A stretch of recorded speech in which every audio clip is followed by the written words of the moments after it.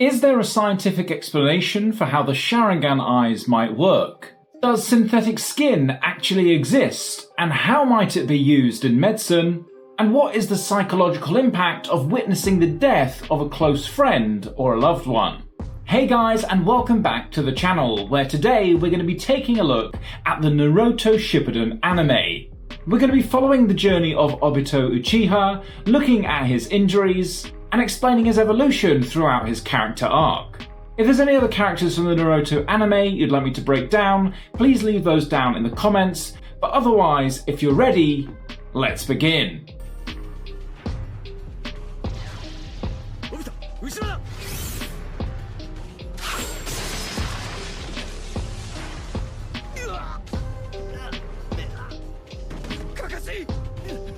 Okay, so Kakashi takes a slash to the eye, and if I remember correctly, it's from this point onwards that he begins to wear an eye patch, telling us that he's more likely got permanent damage to that eye. So we're more likely looking at something like an orbital globe rupture, and in this setting the most important thing to do is to protect the eye from any external pressure that might cause the contents of the eye to actually herniate outwards. And it's interesting because we actually use something called a fox shield, which basically looks like a perforated cooking spoon, just without the handle. Of course, the next thing to do after patching yourself up is getting yourself urgently to an eye doctor.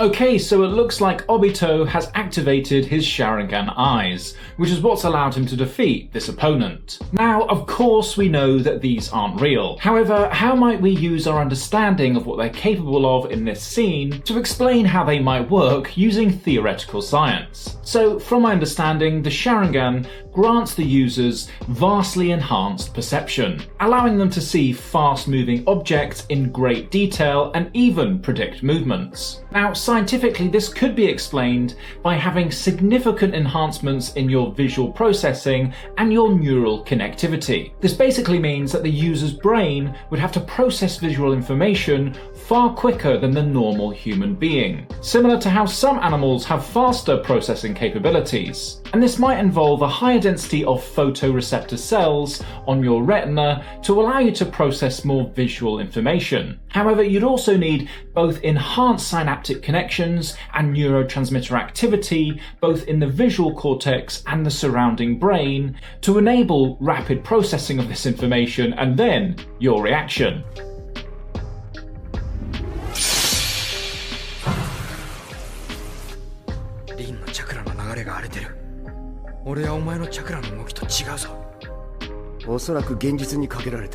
Okay, so this seems like a pretty cool power, the ability to check someone's chakra, which I assume is their life energy. I tell you what, I could really do with a pair of these eyes now and again at work. But I guess to some extent as a doctor, seeing so many patients, you tend to pick up on a lot of these things anyway. For example, you can normally tell if someone looks really ill or depressed, and equally if someone looks excited and happy to see you.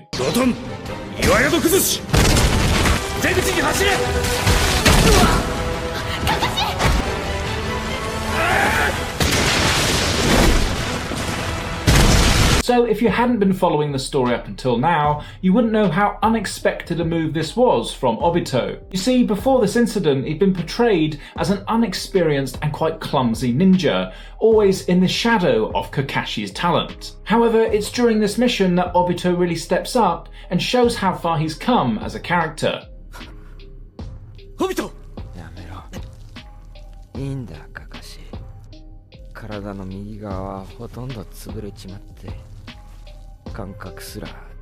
Okay, so that rock that's landed there on Obito looks like it's completely crushed his body and most likely pulverized his bones to dust. And bizarrely, despite this, he states that even though it looks horrific, he can't actually feel anything. But how might we explain this? Well, one explanation for this is that when your body experiences severe trauma, you can go into a state called shock.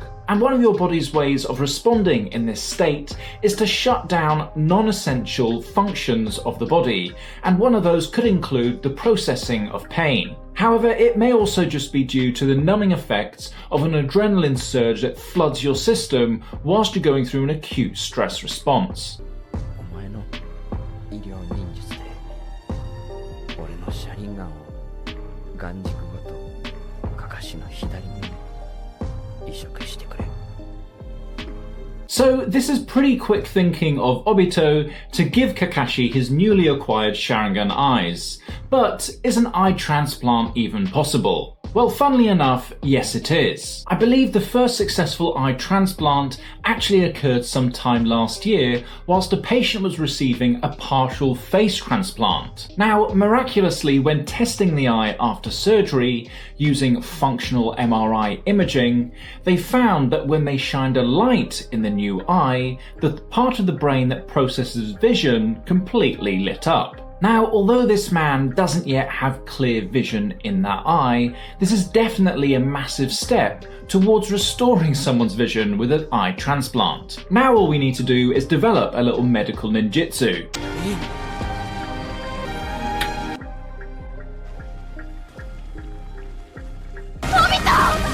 リンには結局告白できなかったな。 You know, Obito probably has one of the most tragic stories in all anime. You have to acknowledge that his love towards Rin was central to his character development, influencing his actions, his motivations and transformation throughout the story. I mean, we just need to look at the earlier story where Rin served as a major motivating factor. It's clear that Obito was determined to become strong and capable, partly to impress her and win her affection. And it was her kindness and support that were crucial in shaping Obito's desire to protect his friends and become a great ninja. 死んだのかここはあの世との狭間だ。内派のものよ。よく岩に潰されなかったものだ。 Okay, so somehow Obito has survived being crushed by that boulder, but it doesn't look like without his injuries, as his whole right side appears to be covered. But taking a closer look at that right side, I'm not quite sure what this wrap really is, as it doesn't really look like the rest of the bandaging he's got around his body. To me, this looks like it could be a skin flap, which is a surgical procedure that's normally performed in reconstructive surgery. Now, this normally involves taking a piece of tissue combined with its blood supply from one part of the body and then planting it elsewhere. And an example of where this is used is normally in breast reconstructive surgery after someone's had breast cancer removed. And unlike a skin graft, where you're just transplanting the top layer of skin, a skin flap might include the skin, underlying fat, muscle, and even bone, making it a far more complex surgery, but it also makes the end result far more robust. お前のその体、もう忍びとしてはやっていけまい。やっとこの目を手に入れたんだ。今ならもっとコンビネーションもうまくいける自信がある。 Yeah, so I'd have to agree with Madara here that injuries like this are going to be severely limiting. Let's just say I can't imagine Obito competing in the latest Ninja Warrior series. However, this does give us a clearer insight into Obito's character, as his first thought is for him to return to his teammates to help in the mission, rather than remain in Madara's cave and just relax. Also, his eagerness to return to both Rin and Kakashi demonstrates that these relationships are central to his identity, and we'll come to talk about this a bit later on. この世は思い通りにはいかぬことばかりだ。長く生ければ生きるほど、現実は苦しみと痛みと虚しさだけが漂っていることに気づく。 So we can see that just within moments of meeting Madara, he's attempting to manipulate Obito by trying to break his spirit and align his perceptions with his own. He's trying to convince Obito that the world is full of pain and futility, and in doing this, making him more open to his future plan. And just to show how much of a manipulator he is, he does this when Obito's in a state of extreme physical and emotional vulnerability. お前が傷ついたからこそ代わりに助かった者がいる。違うか?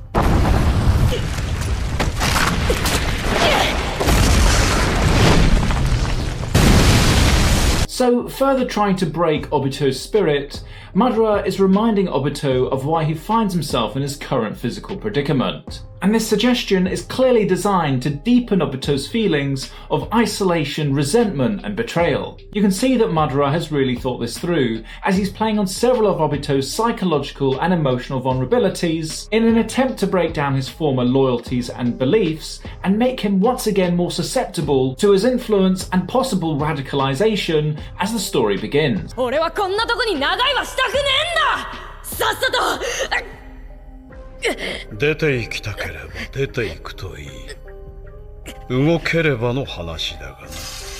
So Obito's desire to leave Madara's cave shows his resistance to Madara's manipulation. Clearly, Obito's focus is still on returning to his friends and completing his mission. And what this resistance indicates is that at his core, Obito's values and principles still align with the Hidden Leaf Village, emphasizing his inherent goodness and moral integrity as a character. But I guess it also shows that he's still driven by hope and idealism, rather than Madara's nihilistic viewpoint of the world. 確かに俺は後ろの魔像からチャクラを常に供給し続けなければあっという間に死んでしまう死に損ないだがな。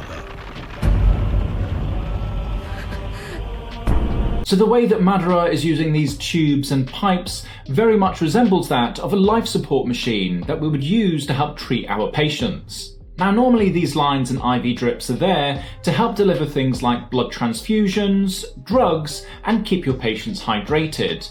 But in the case of Madara, he's using this to siphon chakra from this statue. I'm not really sure what chakra is, but I imagine it's something like life energy. Is this what's allowed him to stay alive for so long? Nonetheless, being isolated in a cave only with your own thoughts can't be a good thing and raises your risk of suffering from cabin fever, which might help to explain some of the more radical ideas that Madara has for the future. 動くとせっかくくっつけた柱間の腎臓体が剥がれる。死にたいのか。せっかく助けたのだ。死に急ぐな。 Okay, so it looks like Madara has used some form of synthetic skin graft to help cover up Obito's wounds. And the idea of using synthetic materials rather than your own skin with a graft is actually possible. There are such things as synthetic skin grafts, and they're made out of biocompatible materials such as silicone and collagen that help to replicate both the structure and function of your natural skin. The only real drawbacks to their use are their excessively high costs and whether or not your body's going to integrate them with your other tissues. 勝手に死ぬならそれでもいいが代わりにそのシャリンガンはいただくぞ。もう少しストックがあってもいい。右目がまだ入っていなくてな。 So this threat to take Obito's Sharingan eyes shows how much of an understanding that Madara has of human psychology. It helps to underscore the power dynamic between them. It highlights Obito's physical vulnerability and how he's actually dependent here upon Madara. It's actually a psychological tactic that ensures that Obito recognizes his weakened position and that if he's not going to go for the carrot, then Madara's going to use the stick. だからってお前らと俺を一緒にするなよ。俺は半分そのわけわかんないのがくっついてるだけだ。そのおかげで君も飲まず食わずで生きてられるんだよ。 Okay, so due to the synthetic tissue that Obito has had integrated into his body, it looks like he doesn't need to eat or drink, which makes you think that he's also connected to this life support system-like structure that Madara is too. And this also gives us the opportunity to have a closer look at some of Obito's wounds and injuries. We can see that on the right side of his face, he has several deep creases going from his eye down to his chin, which become a characteristic feature of his appearance. Now, these creases are a common finding that we see in scarred tissue that's lost its flexibility. And that's due to the loss of elastin fibers, which have been replaced by a more fibrous tissue. And unfortunately, there's not much that can be done about this. 僕らが君を見張ってる。声揃えてんじゃねえ。ムカつく。リハビリを手伝ってるのはマダラが起きるまでに君を回復させて使えるようにって命令されてるからだし。 So, following any kind of injury, particularly as severe as the type of injuries that Obito has sustained, you're going to need some level of physiotherapy and rehabilitation for both your body and mind. And it's interesting that Madara can create these artificial humans who almost act as though they're his own personal assistants. But ultimately, the purpose of rehabilitation would be for Obito to reach some level of independence with his level of injuries, and considering he's missing both an arm and an eye, this might take a while. And that's not taking into account the psychological trauma that someone would suffer after being left for dead or being crushed by a boulder. そもそも前からずっとリンリンリン寝言言ってますけど、外に鈴でも拾いに行きたいんすか？たまにバカバカバカバカって、あ、バカかしとも言うよね。 Yes, so as previously mentioned, when it comes to rehabilitation, people need to psychologically heal themselves too after injuries like this. And the significance of Obito speaking in his dreams may well reflect this. The sleep talking might be demonstrating his unresolved feelings of love towards Rin and his longing to protect her, as well as his complex relationship with Kakashi as both a friend and a rival. These dreams might have been manifesting due to his inability to physically protect them, and so rehabilitating his body back to a functional level where he can then serve this purpose might help to resolve these dreams.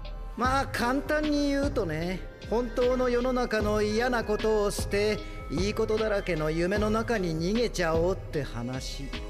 夢の中？ Okay, so despite Madara's nihilistic persona, he does actually have quite an idyllic plan for how he's going to bring peace to the world. He seems to want to transport everyone to a dreamlike world where everything is possible. This might include preventing people from dying and even bringing people back from death. This sounds like a bit of foreshadowing for an upcoming death scene, and it kind of reminds me of Star Wars, how Anakin ended up turning to the dark side to save Padme. Was Star Wars an influence for this story, or was it just a coincidence? この体使えるようにしねえと。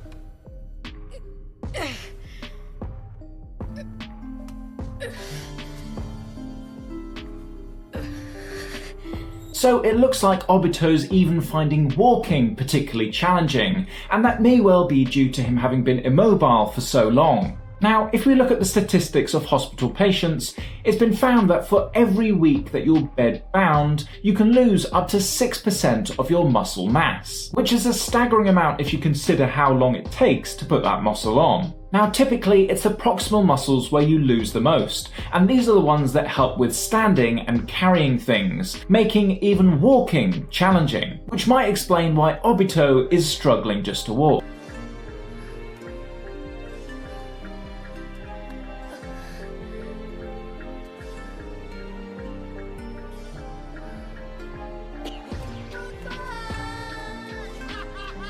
Ah, okay, so that area over his right side was another form of bandaging rather than a skin flap.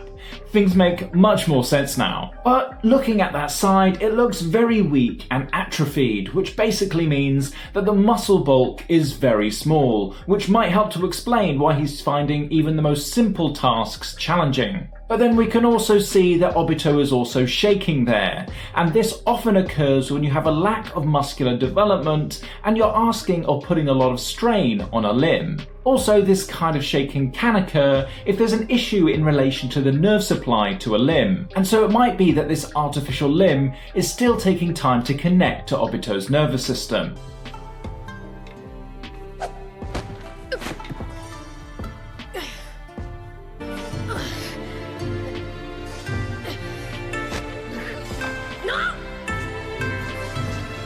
So you can already see the benefit of that rehab training, as Obito's muscles definitely look far bigger and more toned. And it looks like he's even moved on to more functionally complex movements, such as balancing, that requires several muscles moving together to help master. Now, this won't come straight away, as it takes several months for your muscles and nerves to learn to coordinate with one another and feed back information to your brain to allow you to control your body. However, towards the end of the scene, we can see that Obito is able to perform quite complex, agile movements whilst fighting against Zetsu.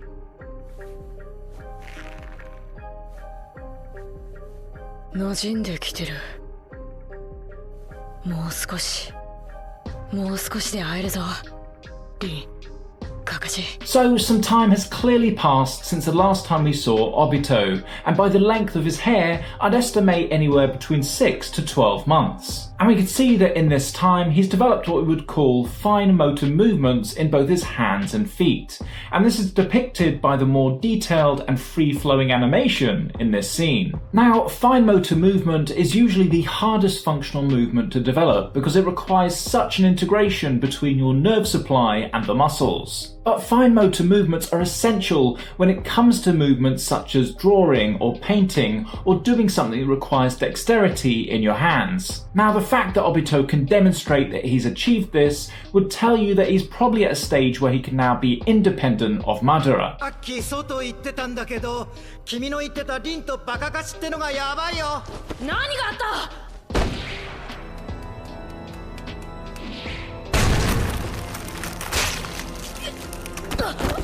Okay, gosh, so losing his whole arm like that, a bit unexpected. I think we were given the impression that his arm would now be invulnerable. However, as a general rule, skin that's been grafted onto your body will never be as strong or as resilient as your own natural tissues. Nonetheless, with the way that he throws that punch, you can still tell how dedicated Obito is to his teammates, and that although Madara has kept him isolated in this cave, it still hasn't defeated his spirits.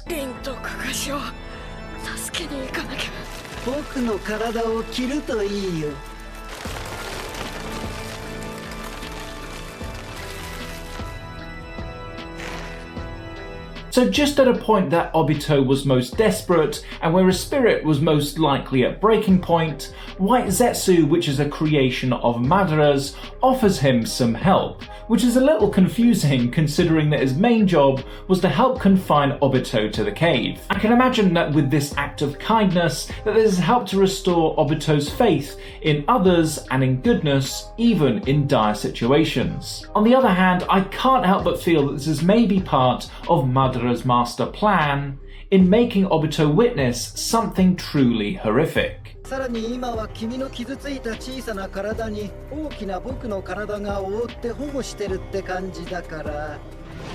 だからなんだよ。戦闘は僕が動いた方がいいと思うけど。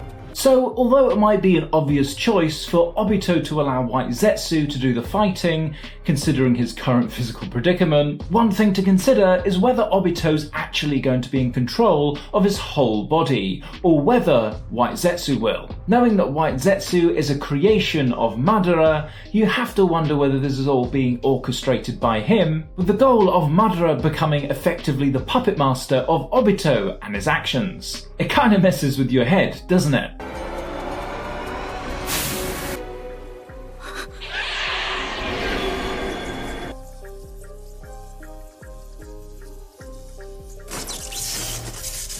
Oh gosh, so this is probably one of the least predicted scenarios that Obito thought he'd be facing. Kakashi, the one that he'd entrusted Rin's safety with, ends up being the one that kills her. And considering that both protecting Rin and returning to his teammates were the main motivating factors for Obito's recovery and his defense against Madara's nihilism, what else is there for him? I can only imagine that witnessing such an event is going to give him a full-on mental breakdown, stripping him of his current identity.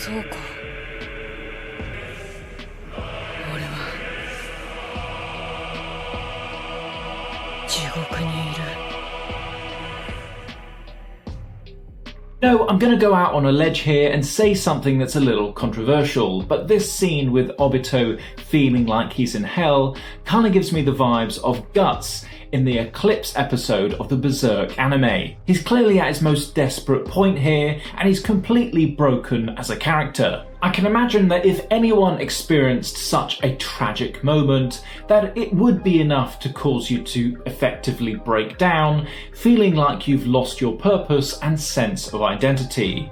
And with Obito being so young and impressionable, he might not be equipped with the coping strategies to recover psychologically from this. It's exactly as Madara had told him, that life from here on out would be filled with both pain, futility, and unfortunately further suffering. Okay guys, thanks for watching today's video. I'll leave 2 more videos up here if you want to stick around. If not, thanks for watching and I'll see you all in the next one. Thanks.